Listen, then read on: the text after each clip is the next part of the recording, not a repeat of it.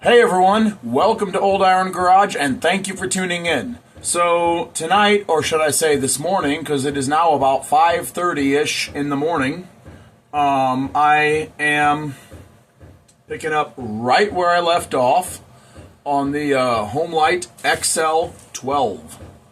The basket case Homelite XL12. So anyways, I am trying to hurry.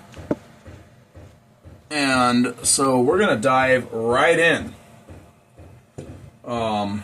Pick up right where we left off in the last video, which for me ended about 10 minutes ago. So anyway, the next thing I want to do is I think I should probably put this fuel line in next. This did not even have a fuel line when I got it, and I ordered this one. And we're going to put it in.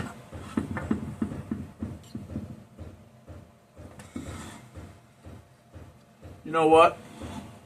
Let me get some sandpaper. I'm going to clean this up here where that... I can't really clean up on the inside where the fuel line seats, but I can clean it up on the outside.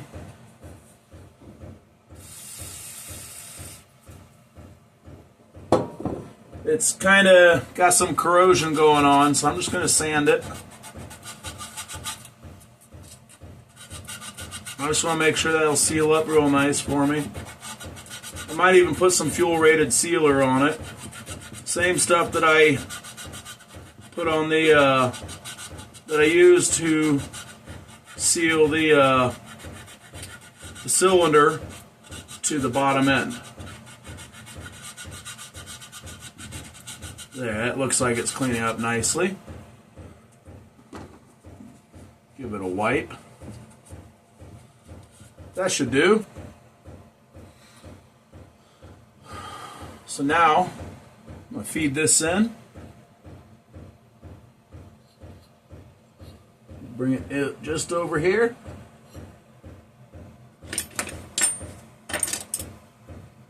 Take a pick. Make sure to wipe that off because I did clean out this fuel tank. We'll bring it on out. Put the fuel line or the fuel filter that came with it on. Put a little bit of 2-cycle oil on here so it slides right on, hopefully.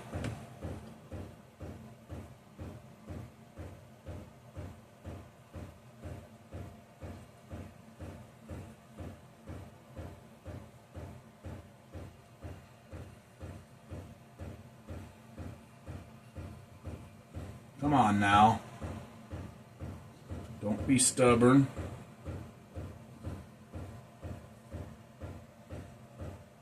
I'm going to take this back off and put some oil inside the end of the line as well.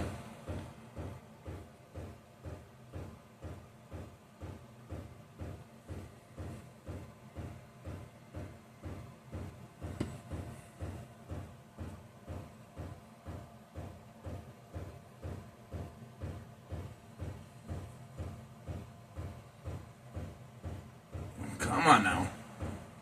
I need you to go on down another 1/8 of an inch. It's going, but it is just being very stubborn.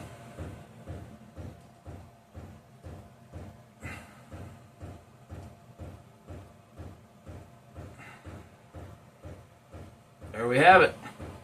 The fuel filter is installed. I'm going to drop that down into the tank, all the way to the bottom. Now, I'm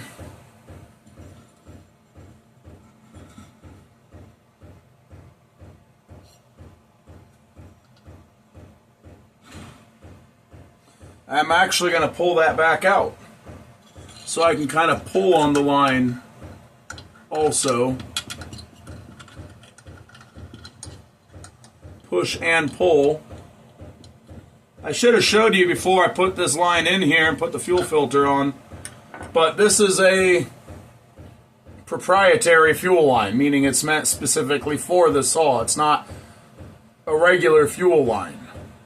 So, like, I'll just bring you down here and show you what I mean. Oop. One moment. This is what I mean. It goes through a larger hole. That's probably about a 1/4 inch-ish hole. And this cone-shaped part right here, I gotta get to go through there. That looks fun. Alright, I'm gonna put a little 2-cycle oil on that cone.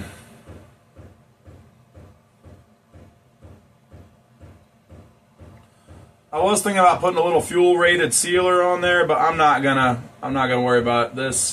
This is meant to seal up without any kind of sealer. So I'm just gonna send it and hope for the best. And yeah, already I'm not sure how that is supposed to go in there. I'm gonna enlist the help of a flathead screwdriver and hope that I don't destroy this fuel line.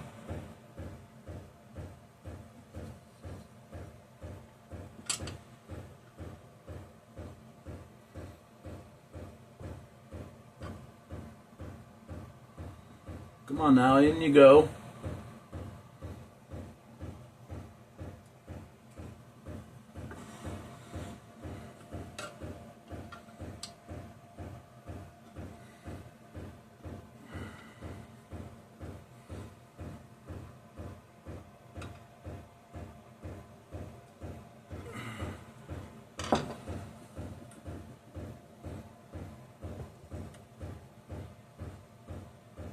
I'm going to switch to using a pick. Yeah, I'm not getting anywhere. This is going to take some time. I can tell. This is going to be a real bear and it's going to take some time. So I'm going to pause the video and I'll bring you back once I get this in, because I'm not trying to record for like 20 or 30 minutes while I get this in. So I'll bring you guys back in just a little bit.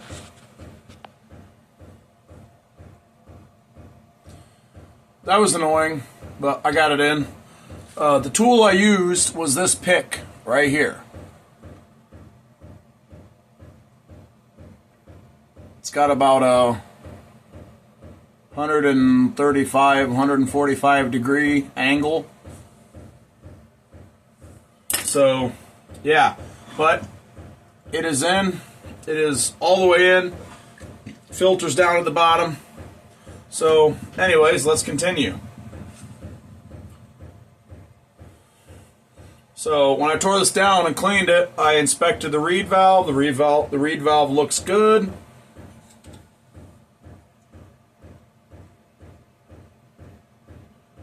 These gaskets, however, I do have a new one. I kind of want to, part of me doesn't, well, there's, okay, so inside here, there is gasket, plastic spacer, gasket. Part of me does not want to disturb that rear gasket, but part of me wants to ensure that there's no gasket leak, or gasket leak, vacuum leak there.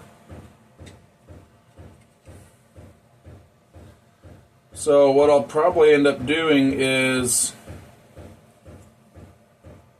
you know what, this gasket on the outside looks good. I can't pull that one off, and I cannot pull the spacer off of the gasket in the back.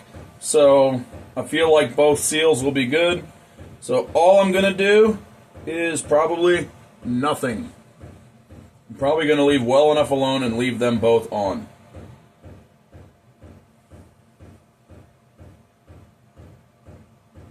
That is exactly what I'm going to do.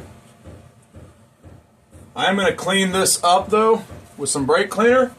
Make sure there's no debris that's going to get sucked down into the engine.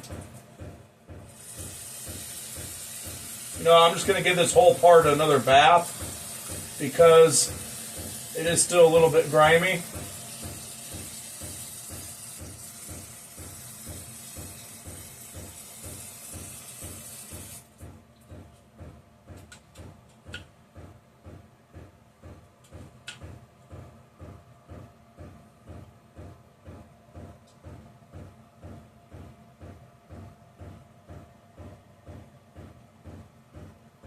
Ensure that the pump is working for the oil.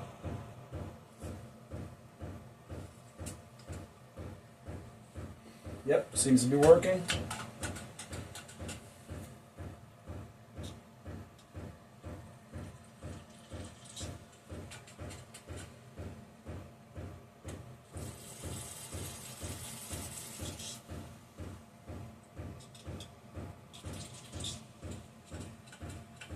All right. So this part is clean. Oh, I need to put the fuel cap back on. This part needs to go on here, but before it does, we need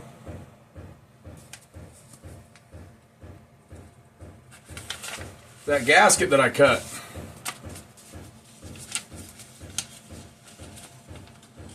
We need the upper portion of the base gasket.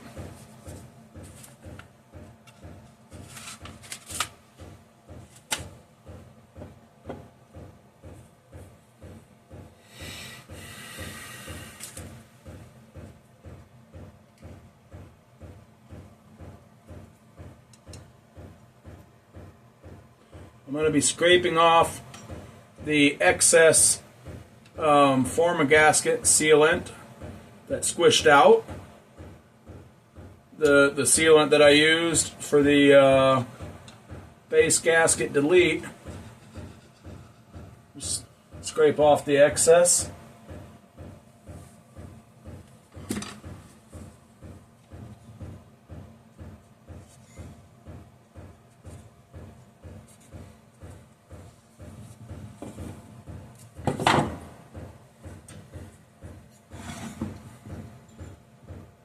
Make sure this fits as it should. Perfect. And I'm going to use a little bit of that form of gasket on here just to ensure we do not have a gasket leak here.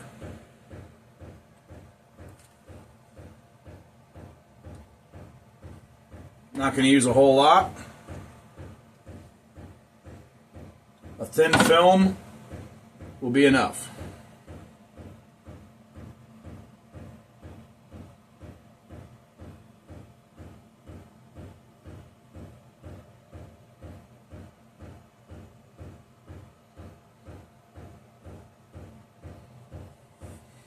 You don't have to use any kind of sealant here, really. The gasket is supposed to be enough, but I do not like vacuum leaks. And if we still end up with a vacuum leak, then I know that it is very, very likely to be crank seals. But I have a hunch that these crank seals are good because it did not act like it had bad crank seals when I got it to fire up. So these crank seals should be good.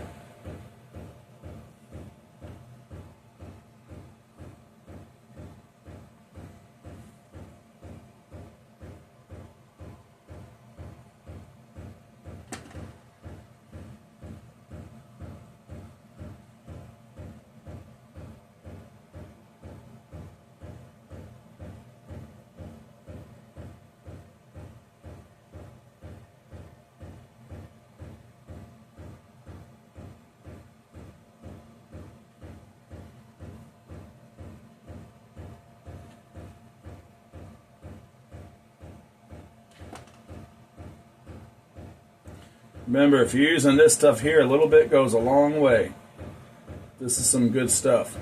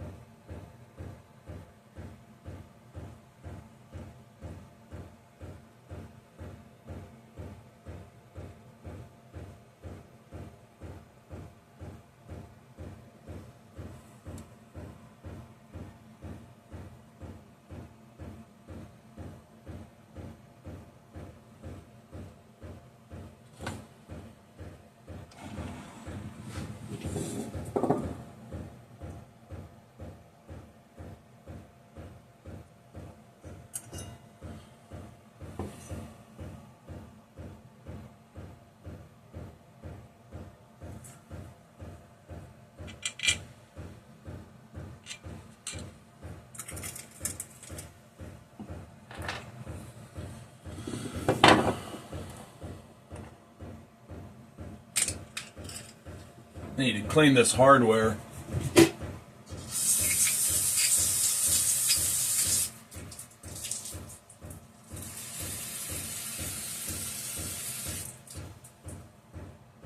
Perfect.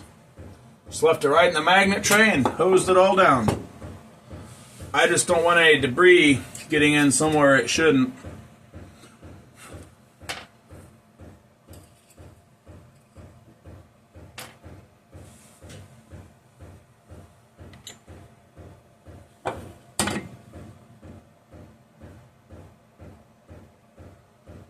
Now before I can connect this,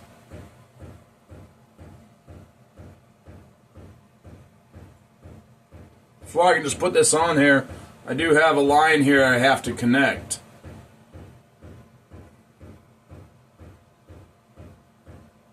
I actually have, no,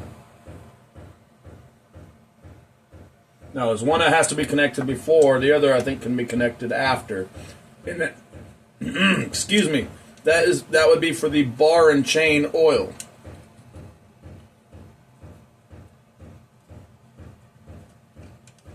Come on now, get started.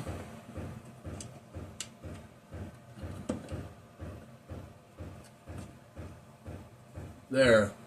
I believe I have it started now.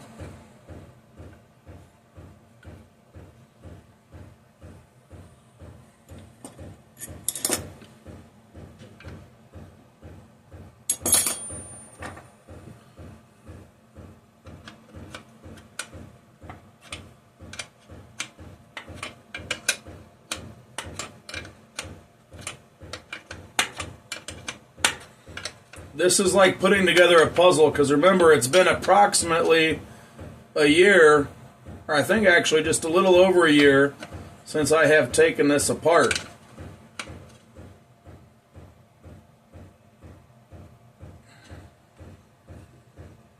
Okay, good. We did not come in contact with that sealer and mess that up. So that's good.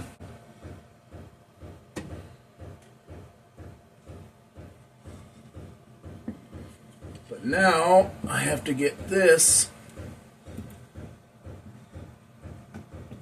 to fit over that. There's a... I'm referring to more oil line fittings. Oh, and also, there's a lot going on all at once at this stage. I also have to get the fuel line into this, into the housing that the carburetor sits in. Now that's done. I just got to get past this fitting here. Oh, man. There's too much going on all at once. I'm going to put one or two of these bolts, or screws, whatever you want to call them, in here. Get them started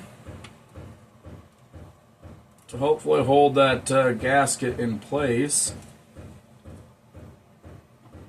Come on now.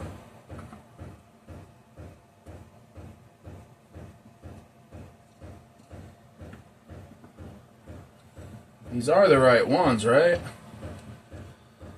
These are the right bolts. Make sure going in from the other side to see if it threads into that hole. It does. I must just not have the angle correct. Got to be careful. I don't want to cross thread anything.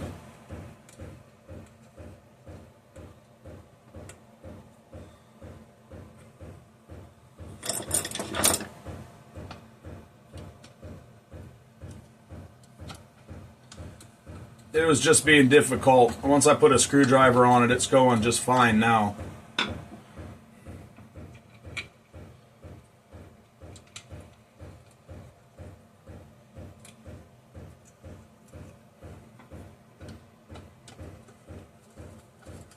Okay, now that I have a couple of screws started, I know that that gasket will stay in place, and this part and the gasket will stay perfectly in line with each other, and I will not mess up my sealant. So now I'm gonna just push this on down. Come on now.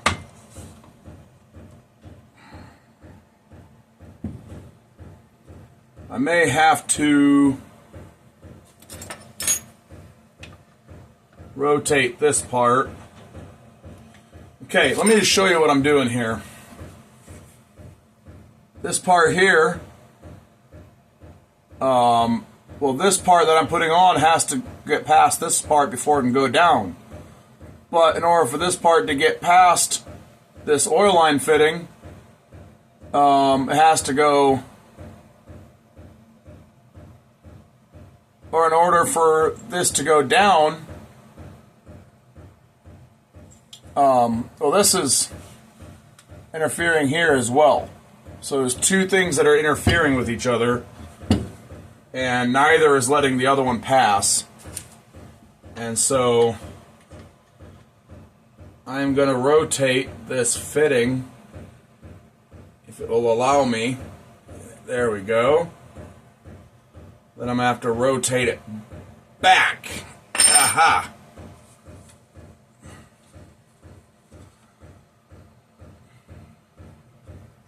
Come on now. There we are. Just had to give her a smack. Now I can rotate this back to line up with that other oil line. And now I'm going to put that in. There's a lot going on all at once when putting this part on. Got to get the angle just right so that the threads will just go together and not cross thread. There we go.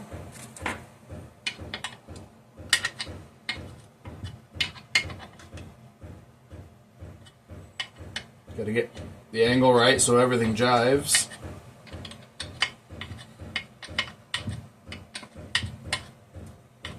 Man, I didn't think I would ever get back to work on this XL12. I wanted to so bad, but I just didn't think it would ever happen. And I am so glad that it is happening. Alright, back to here. Well, let's get these two cinched down snug.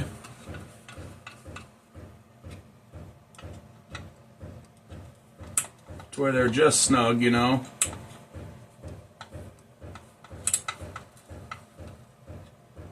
We'll throw the other two in.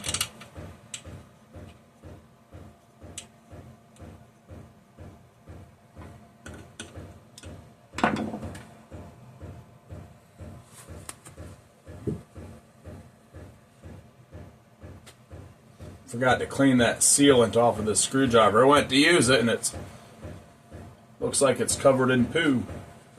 That sealant is brown, so it looks like poo.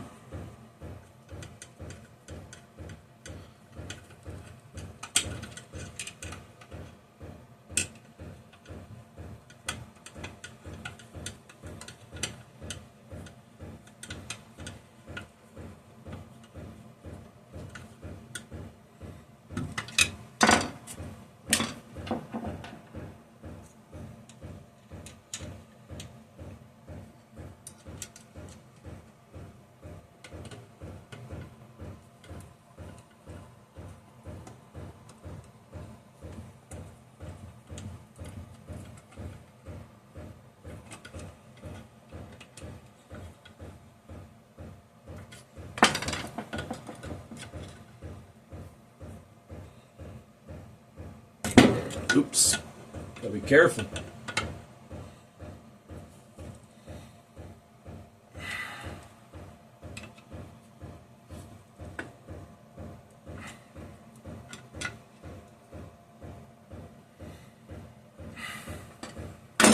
All right, that is assembled, though I still have one bolt down here. I'm trying to remember which bolt that would be.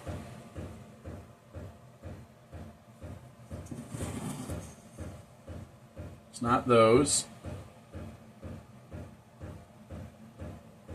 I'll probably wait till the end to put that bolt in. It's the one at the bottom of the handle that connects the handle assembly to the tank assembly. I'll probably just wait till the end and see what I have left, and then I'll know what it is. And it's, who knows, maybe that was just missing to begin with.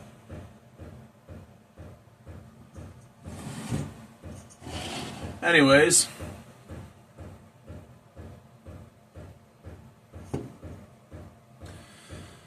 yeah, so I guess the next thing's probably to put the ignition on.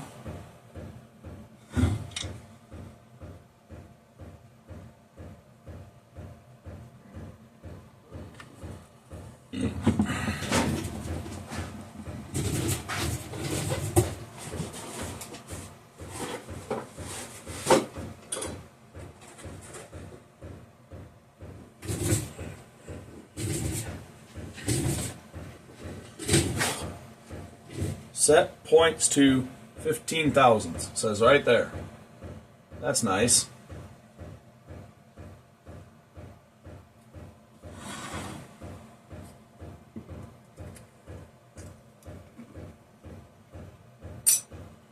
I believe the points were already set properly and cleaned. I'm just going to verify that they are still clean. So I'm probably not going to mess with them, because this thing did run. Points look good.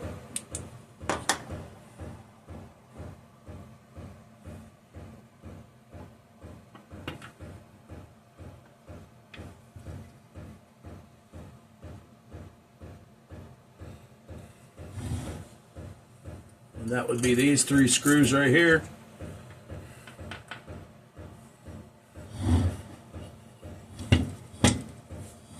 Well, now, come on.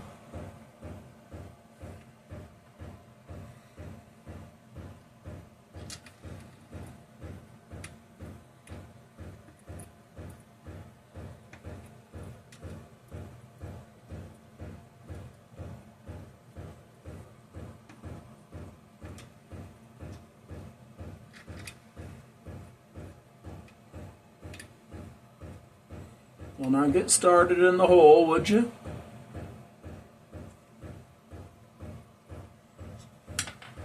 Okay, well, I'm going to start with a different one then. I'll come back to that one.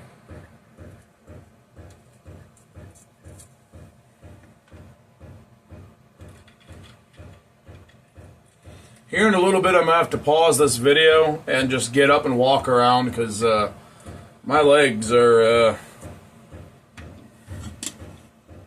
starting to cramp up from sitting here all night, and my butt's getting a little square on this chair.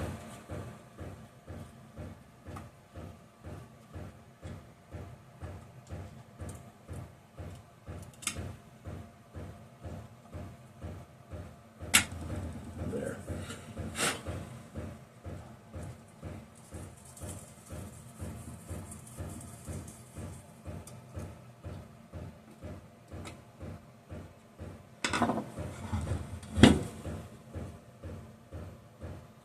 Oh.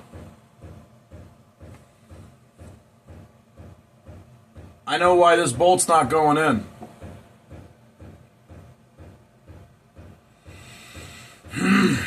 Because of the base gasket delete. This has to go through the bracket that holds the coil and the points assembly and into a threaded hole in the cylinder. Well, the cylinder's sitting just a little bit lower now. Wow. Okay, back out it comes. And I'm just going to have to... Sorry about that. My phone stopped recording. And anyways, let me catch you up. I didn't go very far. So I was putting the ignition assembly on, and I believe where it cut out was I was saying that this screw right here didn't, the hole through the plate here and the hole it threads into in the cylinder did not line up because of my base gasket delete. The hole in the cylinder scooted down a little bit, or forward technically. So anyway, I drilled that hole out to the next bigger size, and yeah, it fit. Anyway, the ignition is on, and because I drilled the hole to the next bigger size, I had some movement this way, so I moved it down a little bit, basically advancing the timing of the ignition just a tiny bit. Yay. So, the next thing I'm going to do is I'm going to put the flywheel on. And then I'm going to check to make sure that we do have spark. I'm going to put a little bit of oil on here. Got this 2-cycle oil handy. Just so in the future, if we have to take this off, hopefully it won't be rusted on.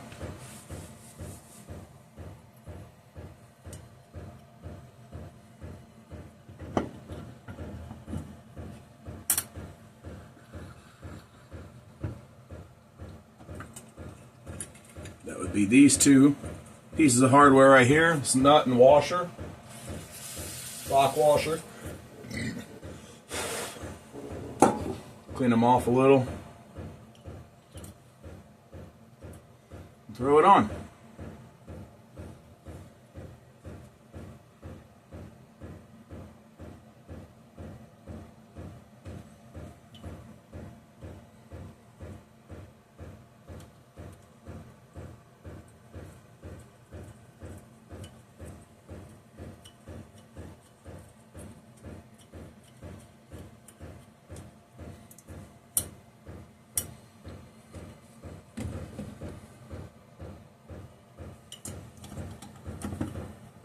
Nope, too big.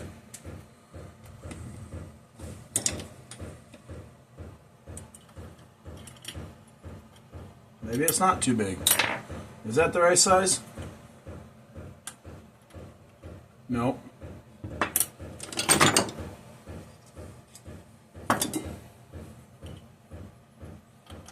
There we go.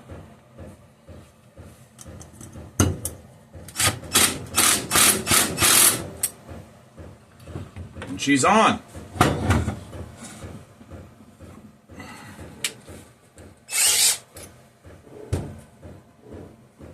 Forgot to put my drill bit away. I absolutely hate losing drill bits, so I'm always trying to put them away right as soon as I'm done with them.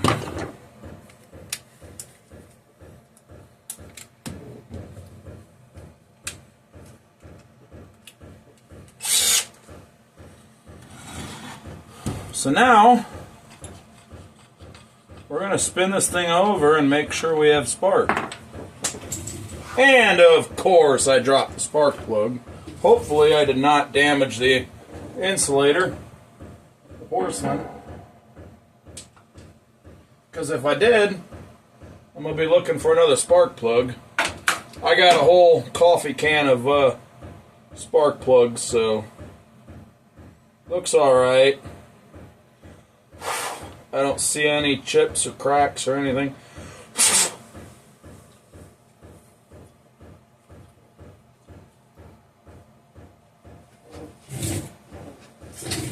So, alright, back to what I was doing.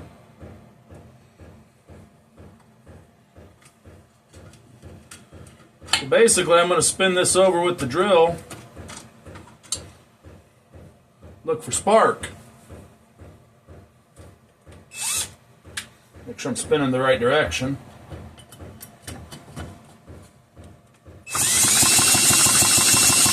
Oh yeah, we got good hot spark. Let me get you guys down here and show you. Alright, let me get the socket on.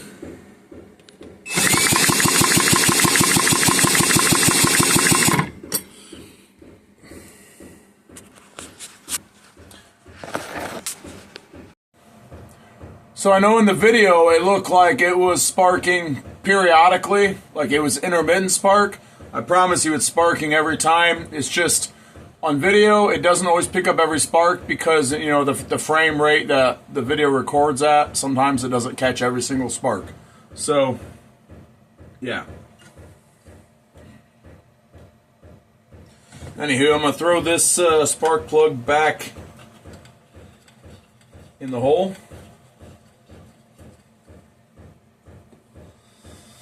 Let's turn our attention to the carburetor.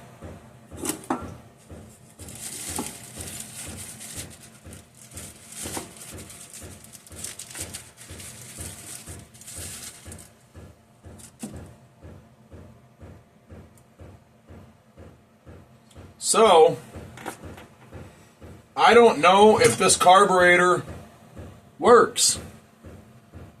I'm going to assume the diaphragm is rock hard. Problem is, I do not have a diaphragm right now. That's something I forgot to order as a carb kit. So, I ordered one earlier this evening. But obviously it's not going to be here for a little bit. Hey, I didn't push that fuel line in all the way. There we go. It's not going to be here for a few days. So I'm hoping that this diaphragm is good. Sometimes you can get the diaphragm wet and it'll kind of soften up and come back around. But anyway, I'm going to go ahead and move forward with cleaning this carburetor at least. Making sure all the ports and passages are freed up.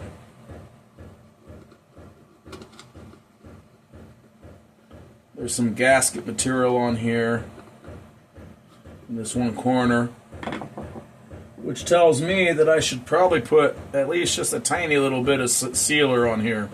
I'm going to try to avoid it because there's a passage here that you do not want to block. There's a tiny little port there. That's what gives the diaphragm its pulse.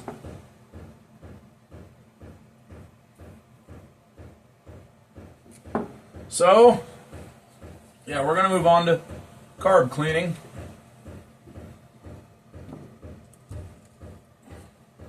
So we're going to move this out of the way. And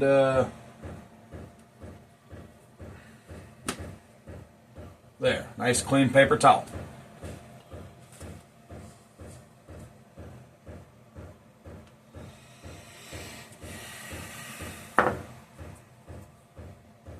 Oh, one thing I wanted to mention is I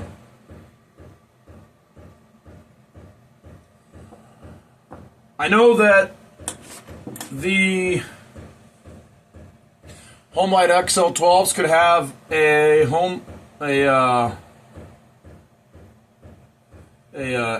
Walbro SDC carburetor. This one is stamped as a Homelite, so I guess it's made by Homelite, but it is an SDC. I know they could have a Tillotson and also a Zama. But one thing I noticed when taking this apart, or when trying to get it to run, is the little hole here, right by my finger, that is for the, that's where the choke linkage hooks up. This choke linkage in here where it goes in there is too big to fit. See if I can get this thing out here and show you. Does not fit the hole. So I'm going to do the right thing and drill out that hole.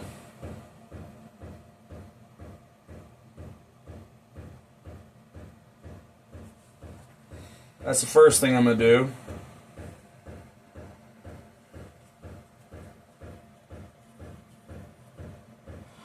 That's probably not the right thing. This might be an indicator that I don't have the right carburetor.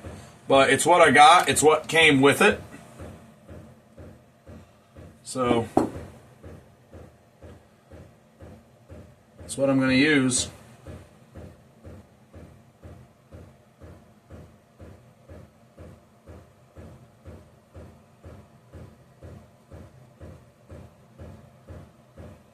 Now, how do you get this out of here?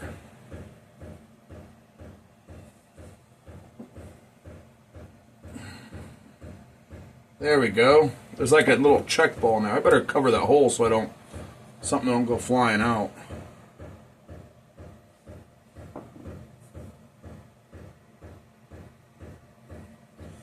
Okay, so back to drilling.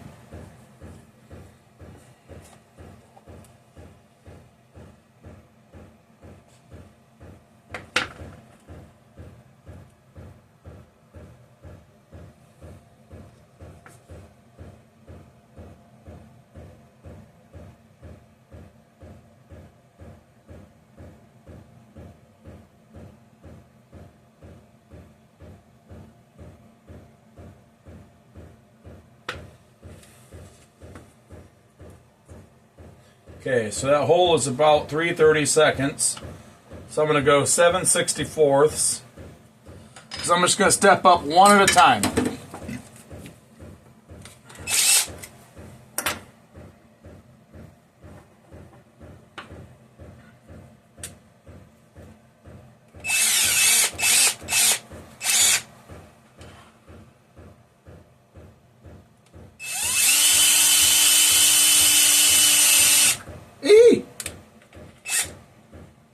Yeah, I probably should have just went ahead and put it in the vise.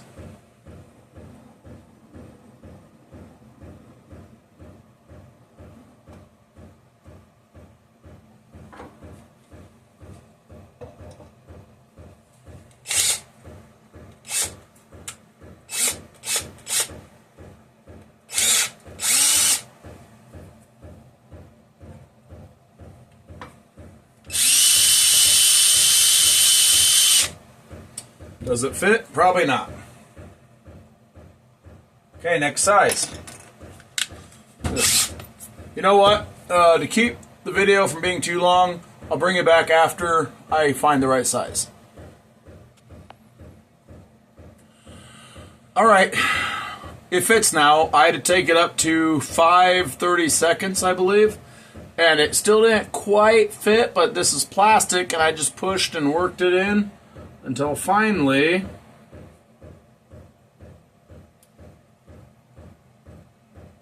it fits.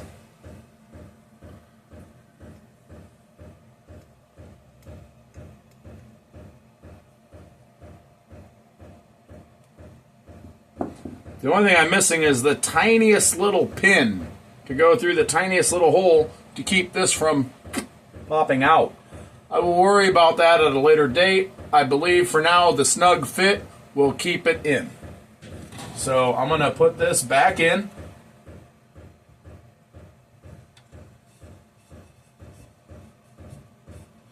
A little oil on that so it slides nice.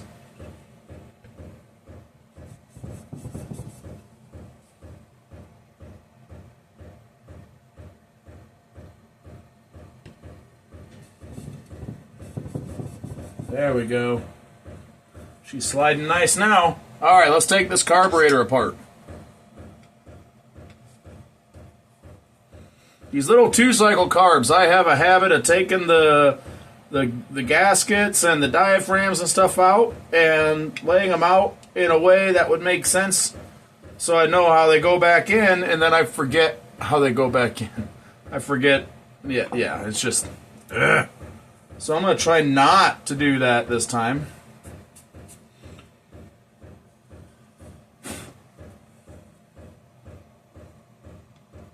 You guys pay attention and help me remember. Remind me how these go back in. I'm hoping we can get away with the carb cleaning and at the most maybe just have to wet that diaphragm and allow it to soak in some, you know, some carb cleaner or something to bring it back around.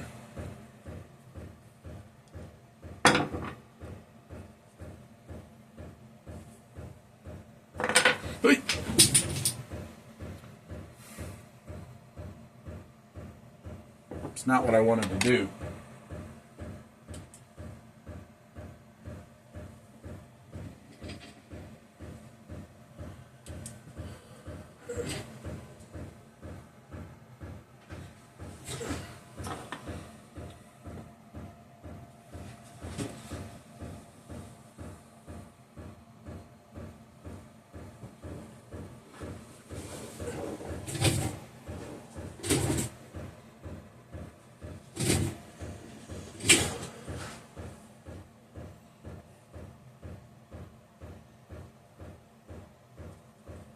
So now I'm going to very carefully try to separate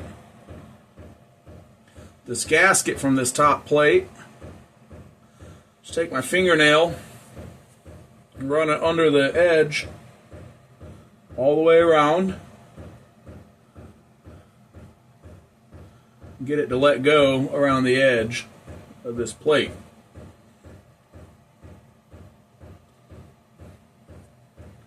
Just ever so gently start prying, a little here, a little there. Might actually get the help of this screwdriver. Kind of get down in there. Hopefully this will still be good. If not, I got a carb kit on the way, and it's still good. Pulled off nice and clean. Wanted to get this off of here.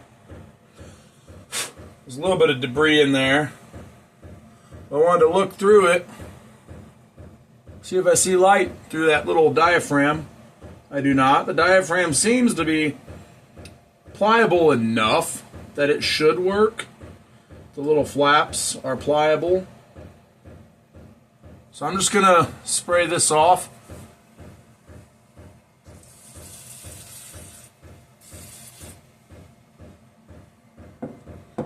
Clean the plate.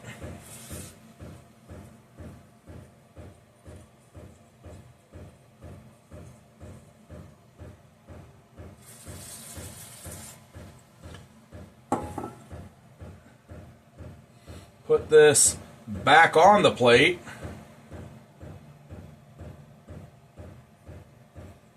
The way it was when it came off.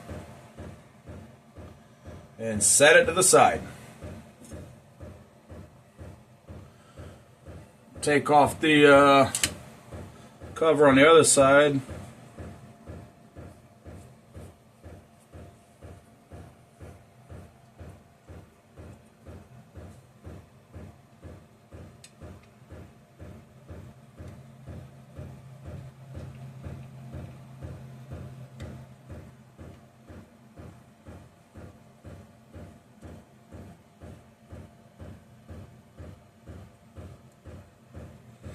So, those of you that are more knowledgeable about chainsaws than I am, like vintage chainsaws, I've noticed many times on Homelite saws where there's a Homelite or a carburetor that is labeled Homelite that seems to be exactly identical to a Walbro carb, like Walbro SDC carburetor. This is a Homelite SDC carburetor.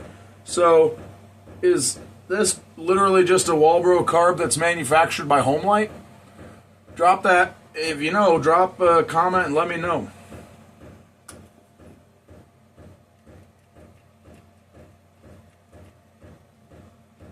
I don't know if this diaphragm is pliable enough to work or not.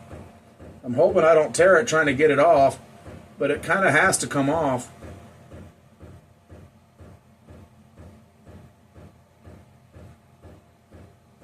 It's coming slowly.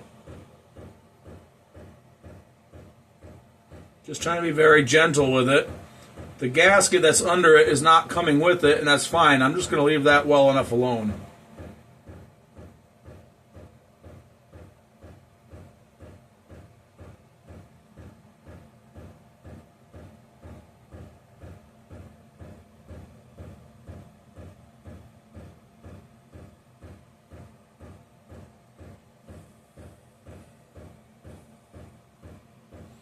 I'm going to check this diaphragm out. I don't see any holes through it.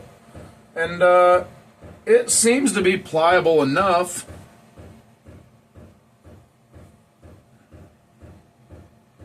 Alright, well let's tear this down the rest of the way. Get her sprayed out.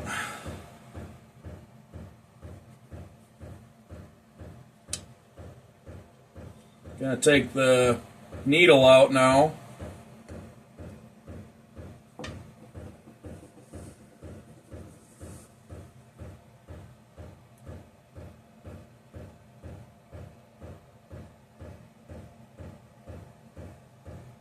Needle looks good.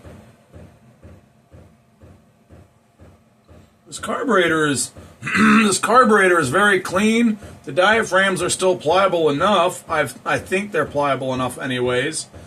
I wonder if somebody rebuilt this carburetor and then it never ran. I kind of wonder.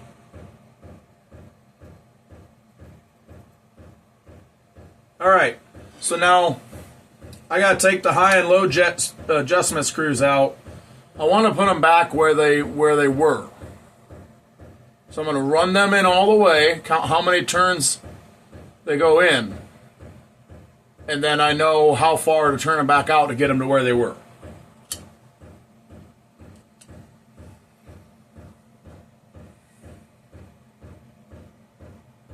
Okay, the low speed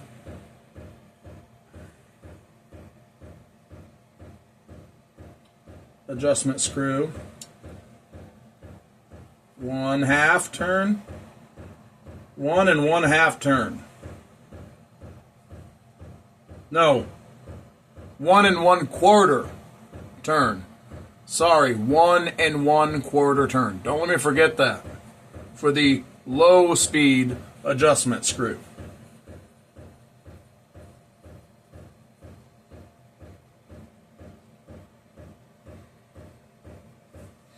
The high speed adjustment screw, 1/2 turn, 7/8 of a turn. So 1 1/4 and 7/8. 1 1/4 and 7/8. That doesn't seem right.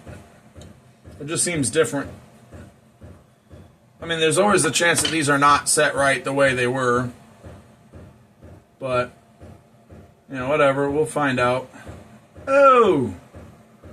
So there's a little fuel screen in here. And it's got a little puncture in it. But that's fine because that'll get swapped out when I get the new carb kit. It'll come with that. Alright, so I'm going to go spray this out and then I will come back. I'm back. This carburetor, I'm going to give it a clean bill of health. It really wasn't dirty to begin with, but I mean the only part that was really dirty was the outside was a little bit dirty, but everything sprayed out nice and clean. Yeah. So I'm going to go ahead and start reassembling. I'm going to do the high and low speed jets before I forget. So the low speed jet was 1 1/4 turn out.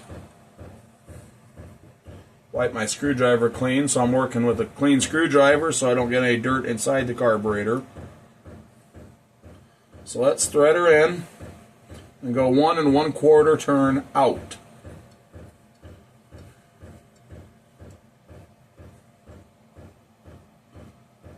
One half. 1 1/4. I think it was 1 1/4, was it? I'm bad at remembering stuff. This was 7/8. I know that.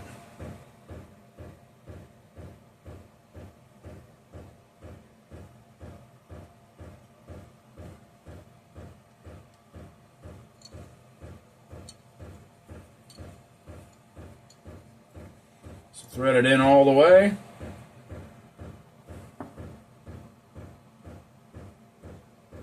One half.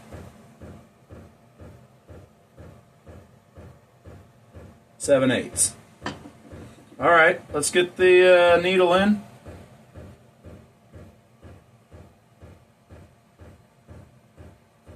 Can't forget the spring.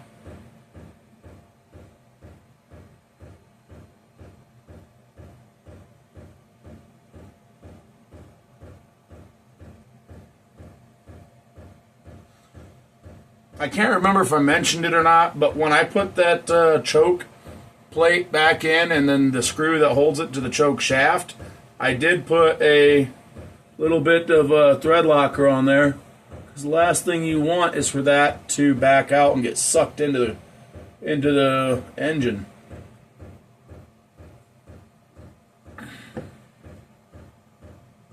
I don't know if that would make it past the reed valve or not, but I wouldn't want to find out.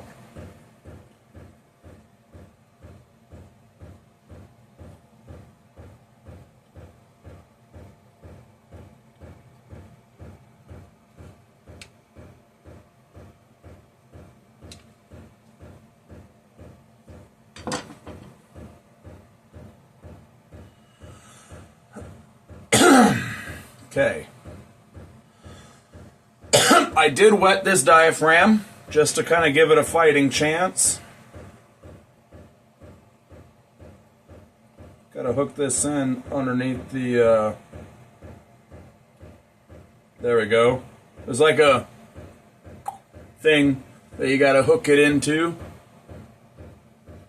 on the lever for the needle.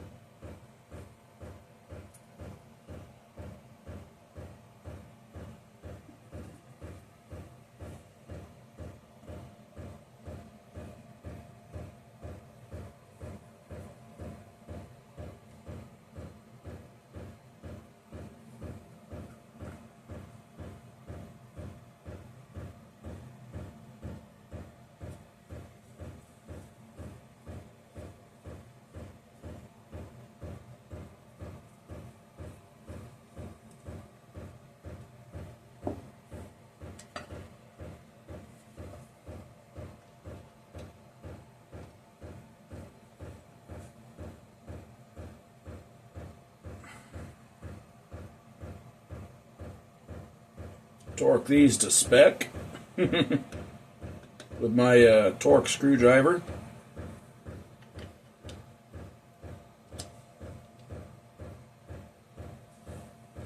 More like my calibrated wrist.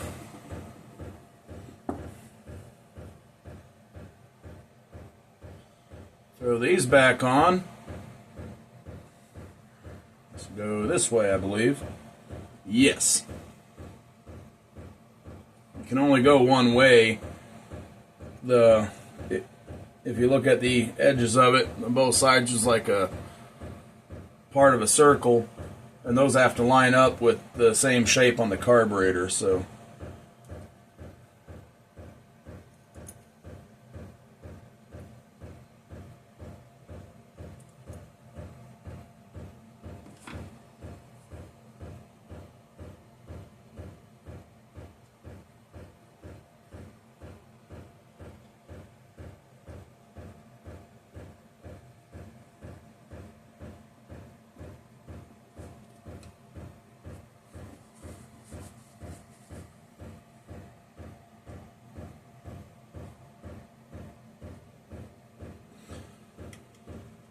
after my phone stopped recording earlier, every now and then I look up at my phone to see if it's still recording or not.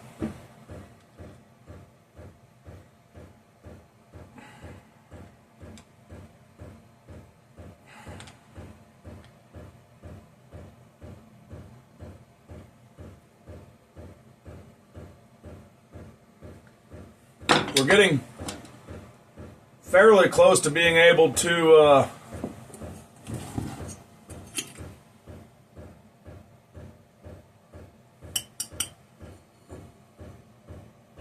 fire this up. I just realized that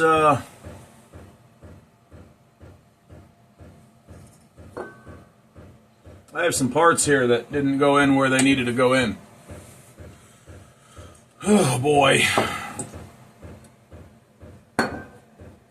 Well, I'm going to set this carburetor off to the side, and I'm actually going to pause the video while I put those parts in.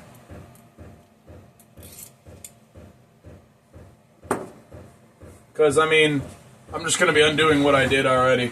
So, there's some parts that need to go in behind the flywheel. Like, that, for example. So, yeah, I'm going to pause the video, and I'll bring you guys back when I get that done. Alright, I'm back, and I jumped ahead a little bit. I went ahead and put the carburetor on. If you're watching this kind of video, you've probably seen 1,000 carburetor installs by now. So, I'm just trying to not make my video too long. I'm going to go ahead and put the muffler on now. Only one problem. I seem to be missing one piece of hardware for the muffler. I have one of these screws, don't have the other one, and maybe that's how it was when I got it. I don't remember by now. I just simply don't remember by now.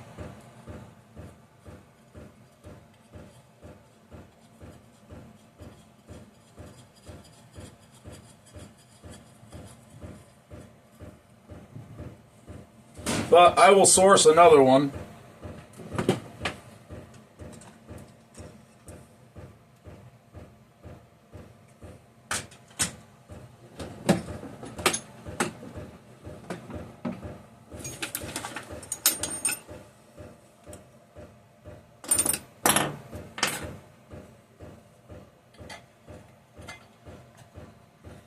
We'll be able to fire it up with only one muffler screw. Might rattle a little, but I mean, it'll still run. That's not going to keep it from running. Oh, one size too big, I guess.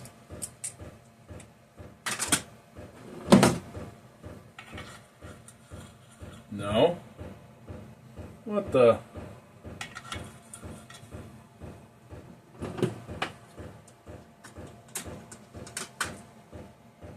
Can't be metric. It's too old to be metric.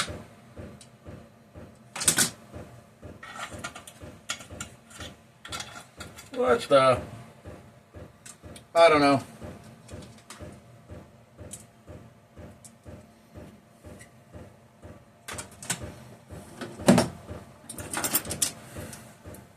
Guess I'll use an adjustable wrench. To snug these up. No. Guess I'll grab a metric one. Metric socket. It can't be metric. But, I mean, if a metric size is closer to fitting, then so be it. I'm guessing that's a little bit rounded off.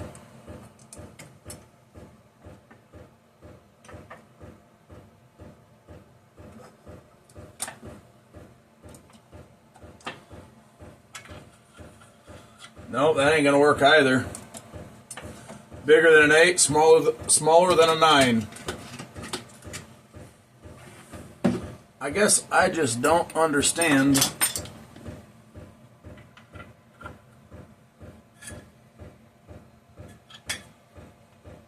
It's 5/16. I tried a 5/16 socket, and for some reason that slipped. Or it either slipped or it didn't fit. It was one of the two. One of those two sizes that I tried.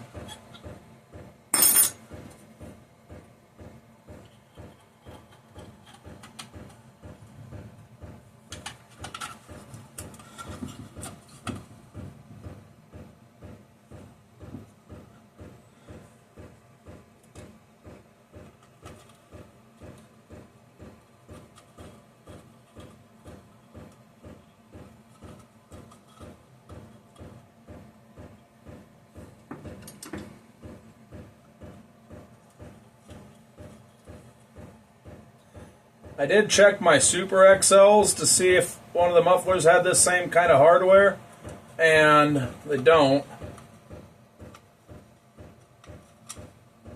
So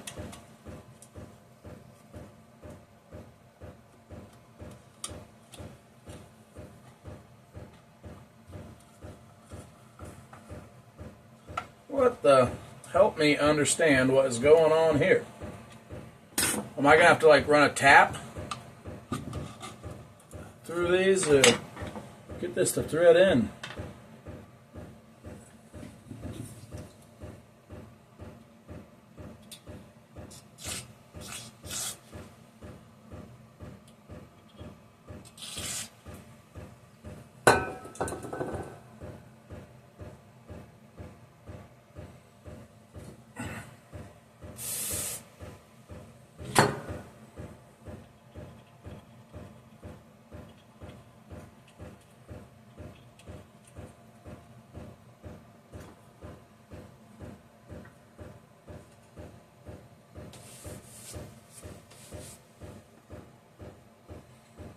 Maybe firing it up without a muffler at all. I don't know what's going on here.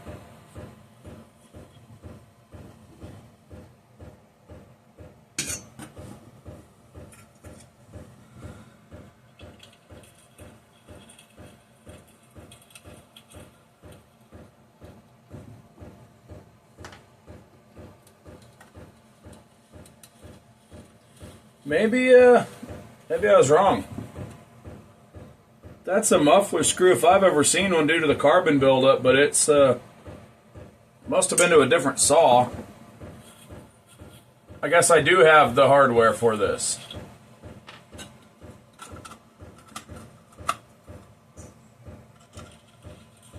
Okay.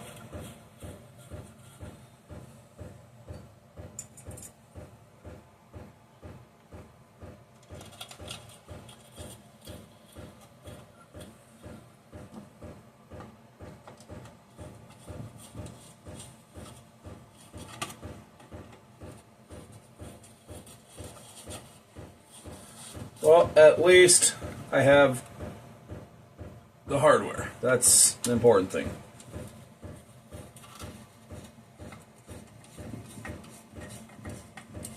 This is starting to look more and more like a saw, guys.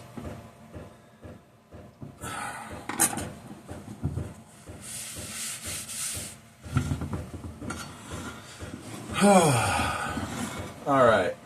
So, next we're going to put on the recoil cover.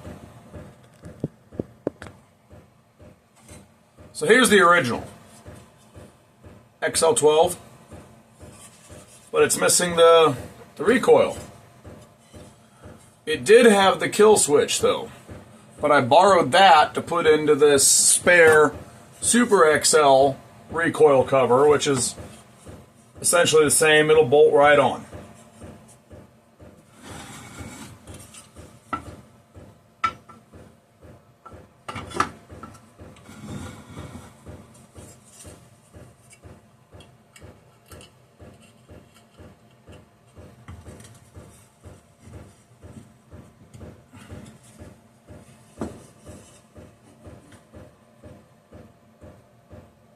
Oh no.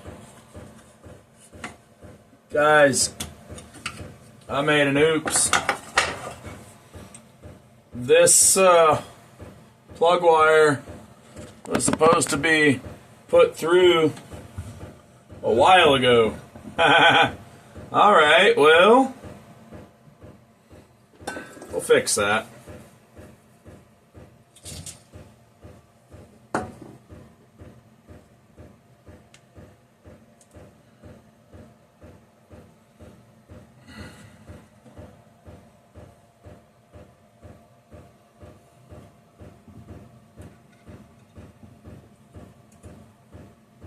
Just take the rubber boot off the end and I can still feed it through.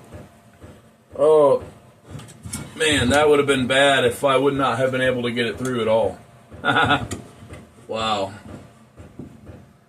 Come on now. And that goes up here in this clip.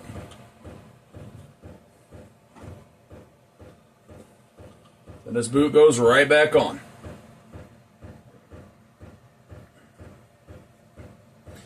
I said this boot goes right back on. All right.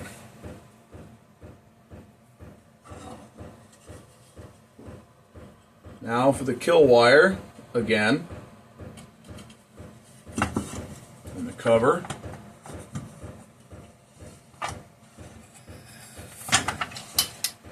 Oh, she's got compression. Oh, yeah.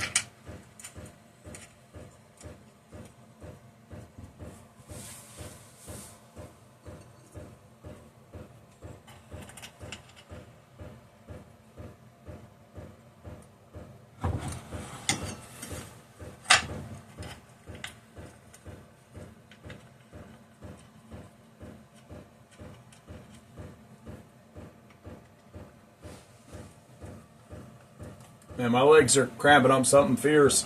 I've been at this bench all night.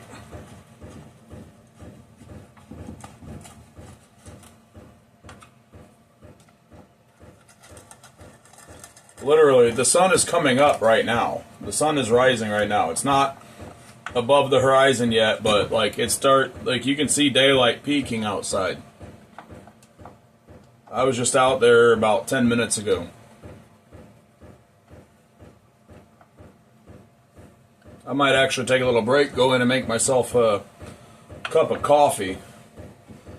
I don't like just plain coffee, so I put a pack of Swiss Miss hot cocoa mix in it. If it's a little bit chocolatey or something, then I'm okay with it. I just don't like it when it's real bitter. I like coffee flavor. I just don't like just coffee by itself.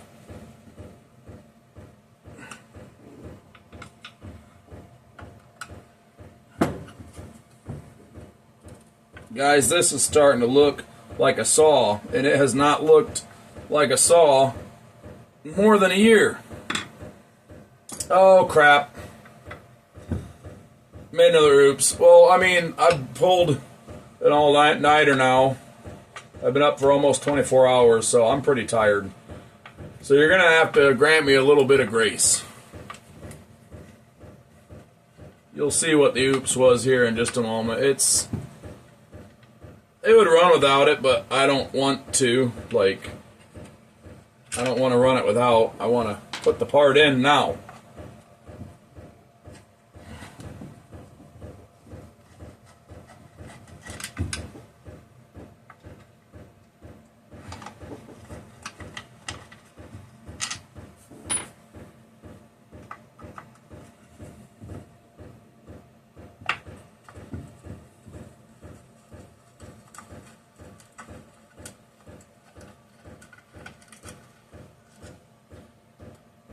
I just realized that I, again, have lost track of time, and this video has probably gone on too long.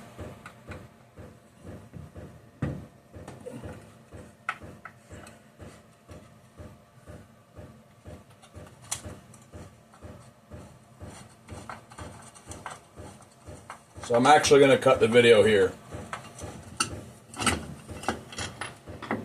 After I show you what my oops was.